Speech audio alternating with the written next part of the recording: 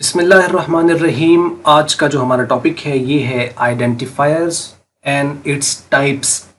ये जो है ये 9वां जो चैप्टर है एलिमेंट्स ऑफ सी, उसका ये पहला टॉपिक है। अगर आपने साइनॉप्सिस नहीं देखी तो उसको आप साइनॉप्सिस इस चैप्टर की देख लीजिए।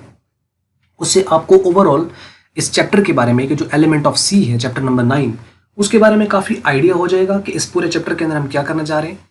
चूंकि पूरे 60 टॉपिक थे तो ये उसका पहला टॉपिक हम डिस्कस करने जा रहे हैं। आइए शुरू करते हैं। सबसे पहले बात करेंगे आइडेंटिफायर क्या होता है और फिर इसकी हम टाइप्स को देखेंगे और ये हमारा टॉपिक एंड हो जाएगा।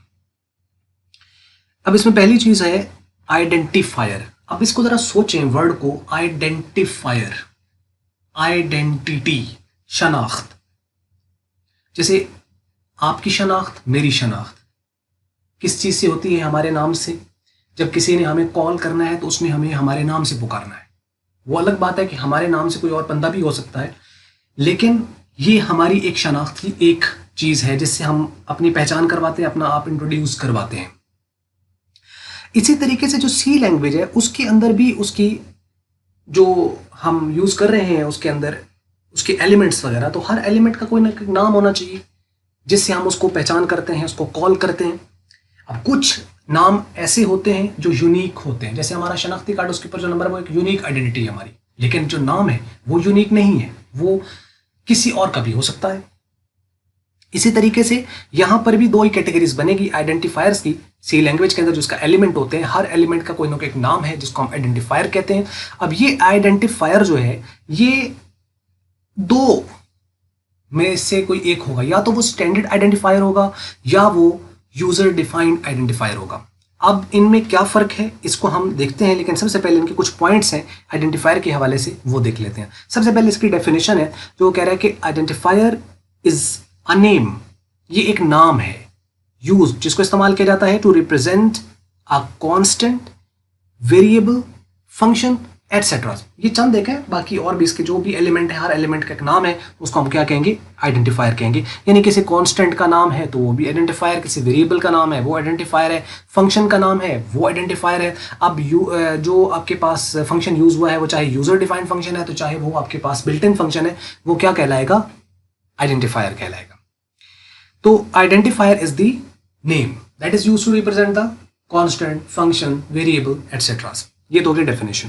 अब इसके कुछ पॉइंट हैं, जिसमें पहला पॉइंट है इसका, identifiers must be unique in nature. Unique से क्या मुराद है कि जो भी आप प्रोग्राम के अंदर आप आइडेंटिफायर यूज कर रहे हैं, एक पर्टिकुलर प्रोग्राम के अंदर अगर आपने कोई खुद से डिफाइन किया है तो वो यूनिक होना चाहिए। मतलब क्या है कि अगर आपने एक वेरिएबल का नाम जो है वो ए ले लिया है तो दूसरे वेरिएबल का नाम फिर आप ए नहीं ले सकते, क्योंकि एक आइडेंटिफायर दो नाम से एक ही प्रोग्राम में नहीं हो सकता। वो क्या कर जाएगा? वो आप उसको एक वैल्यू असाइन करोगे, वो कौन सी वैल्यू लेगा को पता नहीं है, वो क्या करेगा? फिर वो रिप्लेस कर देगा, जो लेटेस्ट वैल्यू आएगी उससे उसको रिप्लेस कर देगा। तो इसलिए ये रिकमेंडेड ये है कि आइडेंटिफायर जो है वो यूनिक होना चाहिए। अब इसमें एक तो ये है कि आप स्टैंडर्ड आइडेंटिफायर का नाम जो है वो यूजर डिफाइंड आइडेंटिफायर को नहीं दे सकते, और यूजर डिफाइंड आइडेंटिफायर में अगर आपने एक वेरिएबल को आपने एक नाम दे दिया तो उसी प्रोग्राम में उस वेरिएबल को आप नाम वो नहीं दे सकते। आपने एक प्रोग्राम बनाया, उसमें आपने ए बी सी वेरिएबल लिए, एक आप और प्रोग्राम बना ले अलग से, उसमें आप ए बी सी ले लें तो दैट्स ओके। लेकिन अगर वो रिलेट कर रहे हैं दूसरे से, एक ही में आ रहे हैं, तो इसका मतलब है कि वो डिफरेंट होने चाहिए, यूनिक होने चाहिए। तो ये बात आपको पॉइंट समझ लग गया होगा। उसके बाद है keywords are different from identifiers. जो कीवर्ड्स होते हैं ये आइडेंटिफायर से डिफरेंट होते हैं। ऑल्दो के कीवर्ड्स भी आइडेंटिफायर है, लेकिन वो एक स्पेशलाइज्ड कैटेगरी है, वो बिल्कुल इससे थोड़ी सी अलग होती है। मतलब हर आइडेंटिफायर एक कीवर्ड नहीं है, लेकिन हर कीवर्ड एक आइडेंटिफायर है, क्योंकि नाम तो है ना। कि अगर हम एल्स कहते हैं, इफ कहते हैं, स्विच कहते हैं, ये कीवर्ड्स हैं, 32 कीवर्ड्स हैं। उनकी एक फिक्स्ड रेंज है कि ये 32 कीवर्ड्स हैं और उनका एक प्री डिफाइंड मीनिंग होता है। जबकि आइडेंटिफायर होते हैं वो अनलिमिटेड हो सकते हैं, क्योंकि आप खुद से भी डिफाइन कर सकते हो, तो क्या रेंज है उसकी? अनलिमिटेड।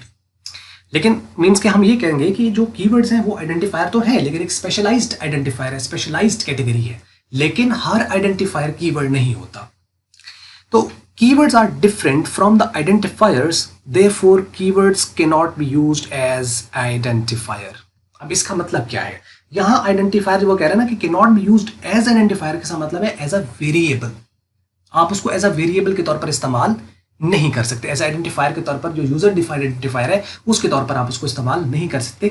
वो तो आप कीवर्ड्स को भी नहीं कर सकते, और जो बिल्ट इन आइडेंटिफायर्स हैं, जो कि स्टैंडर्ड आइडेंटिफायर्स हैं, उनको भी आप यूज नहीं कर सकते।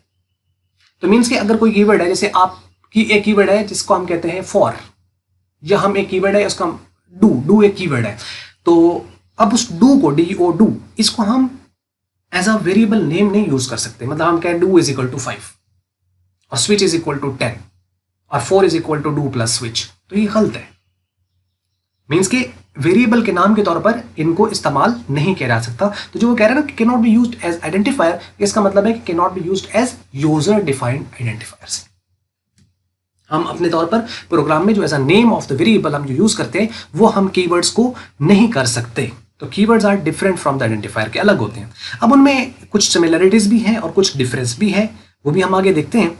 आगे वो बात करता है कि identifier name can consist of any number of the character. एक आइडेंटिफायर का नाम आपको भी रख सकते हैं, जितना मर्जी आपका दिल करता है, जितना मर्जी आप रख लें, जितने मर्जी आप कैरेक्टर लेना चाहते हैं रख लें। जो कि ऑब्वियसली हर एक की कोशिश होती है कि वो ज्यादा लंबा नाम ना हो। क्यों? क्योंकि वो टाइम कंज्यूमिंग होगा। Every time you have to type, तो उसमें ये ना हो कि जी नाम आपने 31 कैरेक्टर भी बहुत ज्यादा होते हैं, स्पेस तो वैसे नहीं उनके दरमियान आ सकती। तो 31 कैरेक्टर अगर आपने वेरिएबल एक ले लिया है और अगर सोचो कि 3-4 आपने ले लिए, तो फिर तो वो टाइप करने में टाइम गुजर जाएगा। मीन्स के ऐसा होता नहीं है। मीन्स के वैसे आप लिमिट नहीं है, लेकिन रिकमेंडेड भी नहीं है कि आप बहुत लंबा नाम लें, बल्कि 1 कैरेक्टर, 2 कैरेक्टर, 3 कैरेक्टर, बस यही है इसके अंदर। और आमतौर पर जो प्रोग्रामर्स होते हैं वो छोटे नाम यूज करते हैं सो दैट उनका टाइम बचे। तो identifier can consist of any number of character, जौन से मर्जी आप ले लें, उसके अंदर कोई इसकी लिमिट नहीं है। But only first 31 are significant to the C compiler. इसका मतलब क्या हुआ?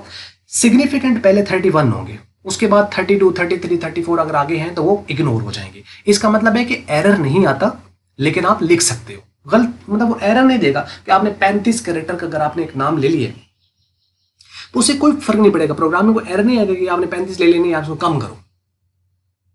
लेकिन उसमें जो पहले 31 कैरेक्टर होंगे वो सिग्निफिकेंट होंगे। मतलब आप उसको कॉल करोगे तो पहले 31 से ही आप उसको कॉल करोगे, वही सिग्निफिकेंट है, वही आप यूज करोगे। तो मीन्स के ये भी रिकमेंडेड नहीं है कि 31 कैरेक्टर का कोई आप एक वेरिएबल लें या कोई आइडेंटिफायर आप लें। बहुत शॉर्ट सिंपल, यानी आप कह लें 1 कैरेक्टर, 2 कैरेक्टर, 3, 4, 5, 6, 7, बस 10 हद होती है, इतना ही है। लेकिन 31 तक आप उसको समझ लें कि सिग्निफिकेंट होता है कि 31 तक तो वो एग्जैक्ट आएंगे। उसके बाद अगर आप लिखोगे तो एरर नहीं आएगा, लेकिन कट हो जाएंगे। Identifier are of 2 types. Identifier जो होते हैं वो 2 तरह के होते हैं, एक होते हैं स्टैंडर्ड आइडेंटिफायर और एक होते हैं यूजर डिफाइंड आइडेंटिफायर्स। अब आइए हम इनमें डिफरेंस भी देख लेते हैं। सबसे पहले है जी स्टैंडर्ड आइडेंटिफायर्स। तो बात कर रहे हैं predefined identifier in the C are called standard identifier. जो बिल्ट इन आइडेंटिफायर्स हैं, जो पहले से ही सी लैंग्वेज के अंदर जिन्होंने इसको डेवलपर ने इसके अंदर बना दिए हैं और उनके स्टैंडर्ड नाम है, तो वो वाले आइडेंटिफायर्स आपके वो भी नाम ही है, वो भी आइडेंटिफायर ही है, लेकिन वो बिल्ट इन है, वो पहले से है, वो स्टैंडर्ड है। वो पहले से जो जिसने लैंग्वेज को बनाया उसने उसको उसके अंदर फीड कर दिए और फिक्स्ड कर दिए उनके नाम के। अब उसको इस्तेमाल नहीं किया जा सकता किसी और पर्पस के लिए। जिस पर्पस के लिए वो उसी पर्पस के लिए इस्तेमाल होंगे। अच्छा, अब standard identifiers are similar to the keywords in a sense. अब कीवर्ड्स और जो स्टैंडर्ड आइडेंटिफायर है इनमें सिमिलैरिटी भी होती है और इनमें डिफरेंस भी होता है। देखें जी सिमिलैरिटी क्या है। वो कहता है standard identifier are similar to the keywords in a sense that they can not be used as variable name. इनको वेरिएबल नेम के तौर पर आप इस्तेमाल नहीं कर सकते। कीवर्ड्स को भी वेरिएबल के नाम के तौर पर इस्तेमाल नहीं किया जा सकता, और जो स्टैंडर्ड आइडेंटिफायर्स हैं उसको भी इस्तेमाल नहीं किया जा सकता। लेकिन वो कहता है they are different from the keywords. लेकिन एक फर्क भी है, इन अ सेंस वो इस तरह का है that they can be redefined unlike keywords, कि जो स्टैंडर्ड आइडेंटिफायर है उसको आप रीडिफाइंड कर सकते हो, लेकिन जो कीवर्ड्स हैं उनको रीडिफाइंड भी नहीं किया जा सकता। ये फर्क है एक स्टैंडर्ड आइडेंटिफायर और कीवर्ड्स के दरमियान। यानी कीवर्ड्स को भी आप वेरिएबल के तौर पे आप यूज नहीं कर सकते, स्टैंडर्ड आइडेंटिफायर को भी वेरिएबल के तौर पर आप यूज नहीं कर सकते। ये तो होगी सिमिलैरिटीज दोनों में। लेकिन डिफरेंस इन दोनों में क्या है? डिफरेंस ये है कि जो कीवर्ड्स है उसको आप रीडिफाइंड नहीं कर सकते, उसमें आप उसका पर्पस चेंज नहीं कर सकते। लेकिन जो स्टैंडर्ड आपके होते हैं आइडेंटिफायर उनको रीडिफाइंड किया जा सकता है, लेकिन वो भी रिकमेंडेड नहीं होता। However this activity is not recommended कि आप उनको चेंज करो, because after making such change you would not be able to use them for the original purpose. फिर उसका जो पर्पज है, जिस पर्पज के लिए वो बनाए गए, वो तो फिर नहीं होगा क्योंकि आपने उसको चेंज कर दिया। लेकिन ये भी बैकएंड से जाकर उसको चेंज करना पड़ता है कि आम तौर पर एक नॉर्मल जो प्रोग्रामर है वो उसको इसके साथ कोई कंसर्न नहीं है।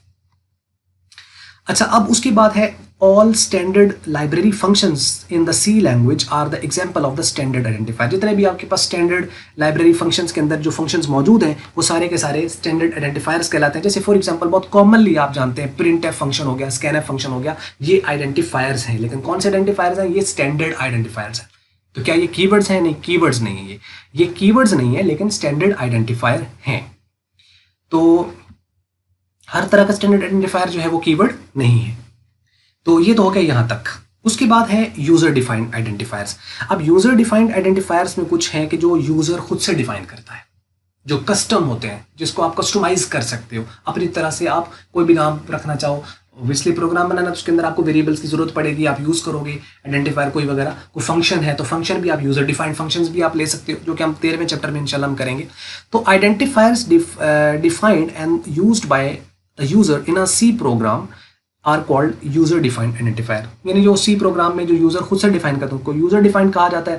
User defined identifiers can be used in program according to the rules of naming variables. कि जो रूल ऑफ नेमिंग वेरिएबल्स होते हैं उसी तरह इनको यूजर डिफाइंड आइडेंटिफायर्स जो होते हैं इनको इस्तेमाल किया जाता है। ये rules of naming a variable का भी टॉपिक इसी चैप्टर के अंदर है, वो भी हम इंशाल्लाह आने वाली वीडियो में डिस्कस करेंगे। अब वो कहते हैं C is a case sensitive language. ये भी आपने शॉर्ट क्वेश्चन में याद रखना है कि what do you mean by case sensitive language, या वो कह सकता है कि C is a case sensitive language, explain. तो इसका मतलब आपको आना चाहिए कि केस सेंसिटिव से क्या मुराद है। हर लैंग्वेज जो है, हर प्रोग्रामिंग लैंग्वेज केस सेंसिटिव नहीं होती। कुछ लैंग्वेजेस होती हैं केस सेंसिटिव, कुछ नहीं होती। अब यहाँ पे सी लैंग्वेज जो है ये केस सेंसिटिव है। केस सेंसिटिव से क्या मुराद है? तो वो कहता है कि C language is a case sensitive, therefore the variable ABC जो कि कैपिटल लेटर में लिखा हुआ है एंड एबीसी जो कि स्मॉल लेटर्स में लिखा हुआ है will be treated different in C language. अब देखें, ये भी एबीसी है, ये भी एबीसी है, तीनों एबीसी हैं। लेकिन अब इसमें आप देखें कि यानी इसके अंदर भी 3 कैरेक्टर, इसमें भी 3 कैरेक्टर, ये भी ए बी सी और ये भी ए बी सी।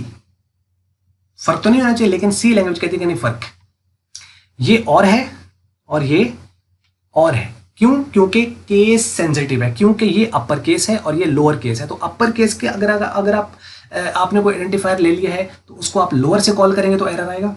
अगर आपने लोअर में कोई ले लिया और आप उसको अपर से कॉल करते तब भी एरर आएगा। मीन्स कि कैपिटल ए और स्मॉल ए, आप यूं कह लो कि ये डिफरेंट 2 आइडेंटिफायर्स हैं, ये एक आइडेंटिफायर नहीं है। उसके बाद है जी, तो ये कहता है will be treated different in C language. अच्छा, कुछ होते हैं कि आप जो ये आइडेंटिफायर्स होते हैं ना, इनको आप कैपिटल में भी ले सकते हो, स्मॉल में भी ले सकते हो। ज़्यादा रिकमेंडेड स्मॉल में होता है, कैपिटल में रिकमेंडेड नहीं होता। तो लेकिन ये है कि आप कैपिटल में लेना चाहें तो आप ले सकते हैं। लेकिन एक बात और याद रहे कि सी लैंग्वेज के अंदर जो कीवर्ड्स हैं वो हमेशा स्मॉल में होते हैं, और खासतौर पे जो स्टैंडर्ड आइडेंटिफायर है उसके अंदर भी वो भी स्मॉल में होता है। जैसे अगर आप प्रिंट एफ का पी बड़ा लिख देते हैं एरर आ जाएगा, स्कैन एफ का अगर आप एस बड़ा लिख देते हैं तो वो एरर आ जाएगा। मीन्स कि इनको स्मॉल में होना चाहिए। कीवर्ड्स आपके पास एल्स है, E L S E else, या डू है तो डू अगर आप कैपिटल डी कैपिटल ओ लिखोगे तो ये एरर आ जाएगा। स्मॉल डी स्मॉल ओ यही कीवर्ड है। तो क्या हम ये कह सकते हैं कि डू एक कीवर्ड है और फिर हम ये कहें कि डू एक कीवर्ड नहीं है? तो बात आप किसके बारे में क्या कहेंगे कि क्या ये सही जवाब है या गलत जवाब है? मतलब ये कैसे हो सकता है कि मैं कहूं कि डू एक कीवर्ड है और फिर मैं कहता हूं डू एक कीवर्ड नहीं है? इसका क्या मतलब है? ये बात सही है कि डू एक कीवर्ड है, हाँ तब है जब वो स्मॉल डी स्मॉल ओ में लिखा हुआ है, यानी D O do small capital में, तो देन इट्स कीवर्ड।